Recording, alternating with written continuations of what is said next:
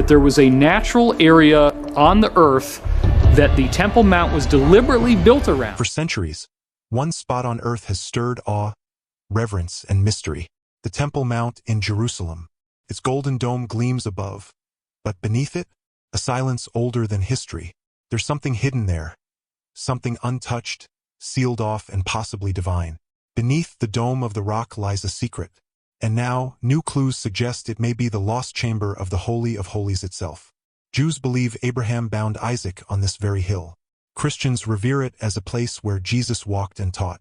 Muslims honor it as the location of the Prophet's ascension. But all agree, this ground is sacred, and buried deep under this sacred platform lies something even more ancient.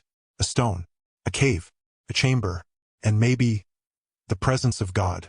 At the heart of the dome rests a massive limestone slab, the foundation stone.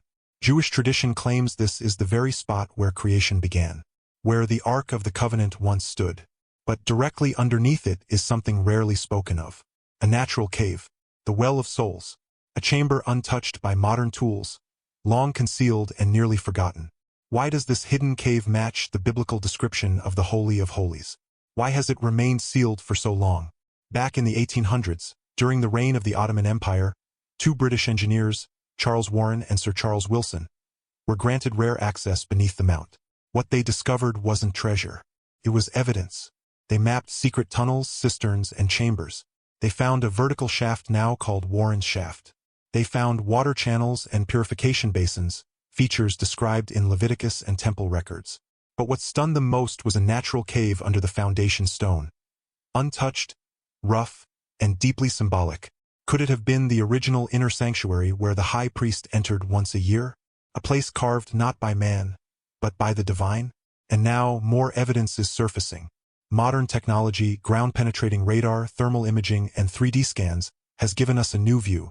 Though direct excavation is forbidden under the dome, nearby scans have revealed voids and chambers that line up with the biblical temple's layout.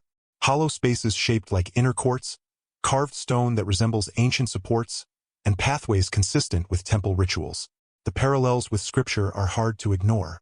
The foundation stone, or even Hashatiyah, rises naturally from the earth. It wasn't placed there. It's part of the mountain itself. According to Jewish belief, this is the very place where God began creation, where Abraham's test of faith unfolded, where the Holy of Holies was centered in Solomon's temple. But early Islamic texts also speak of this stone. Scholars like Al-Tabari and Al-Muqaddasi describe it as a site of divine encounter. They reference ancient inscriptions and foundations, hinting at a legacy even older than Islam. And then the Well of Souls, a hollow chamber directly below the foundation stone, unadorned, unmarked, yet matching the biblical requirements of the inner sanctuary, an empty room accessed only by the high priest, once a year on the Day of Atonement. Could it be that this space still exists, beneath the feet of thousands of daily visitors? And if so, why is it still sealed? Excavation is not allowed. Religious tension, political stakes, and global scrutiny keep the dome's underside off-limits. But the silence hasn't stopped the search. GPR scans and thermal imagery have found voids beneath the dome. Cavities and chambers shaped like the temple courts in Ezekiel's vision. Stonework consistent with ancient architecture. Drainage systems and purification channels, all buried but aligning perfectly with the Old Testament layout. Without lifting a single stone, the ground itself is revealing its secrets. And those secrets match scripture. Just south of the dome, archaeologists discovered massive hand-cut stones buried deep beneath layers of debris. These stones weren't Roman. They weren't Byzantine. They were older, perfectly cut and aligned, matching the description in 1 Kings 6 verse 7. Great stones, costly stones, hewn and laid without iron tools, possibly remnants of Solomon's original foundation. Some of these ancient blocks have been reused in retaining walls. Others were buried and forgotten until now. When mapped, their placement mirrors the biblical blueprint of the temple courtyards and entrances. Even Islamic texts from centuries ago mention carved stone features beneath the dome, features modern scholars now tie to the First or Second Temple period. But that's not all. Near the western wall, another discovery adds fuel to the mystery. Stone inscriptions etched into bedrock, names of priestly families, names that appear in Nehemiah and First Chronicles. Alongside them, narrow corridors, ritual baths, and one particularly tight passage. a hidden route, possibly used by priests to move between the sanctuary and the outside world.